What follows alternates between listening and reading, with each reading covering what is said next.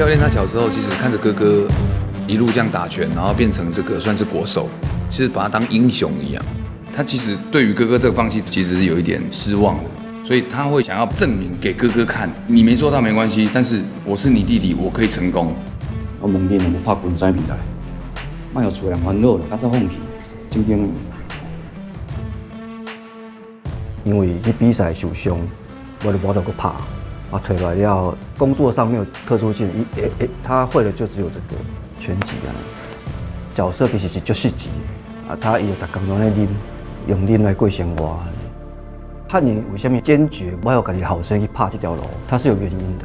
那受伤，迄种伤害是无法挽回的。人生如果有万一，那其实是非常遗憾的。最吸引我的目光的就是这个阿凯剑宇。我的先决条件就是他打拳要非常好。演戏的部分，我们可以透过演员训练去扎实。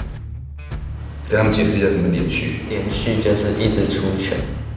你可以连续多久？1 2连续多久？几分钟？1 2，就是我不知道。对，好，我不知道。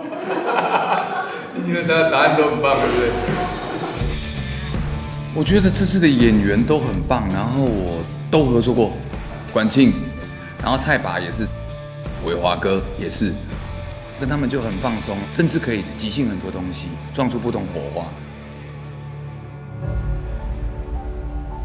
这个陈教练其实就是为了梦想，就是会有一点算是不择手段吧，就是不顾一切的人。然后对于梦想跟现实之间如何去取舍，叔叔满足我，让我的兴趣学打拳。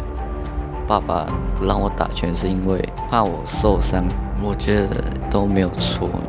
这部戏有很多每个人人生里面都会遇到的一些选择，然后跟交叉点、分岔路，所以我觉得挺好看的。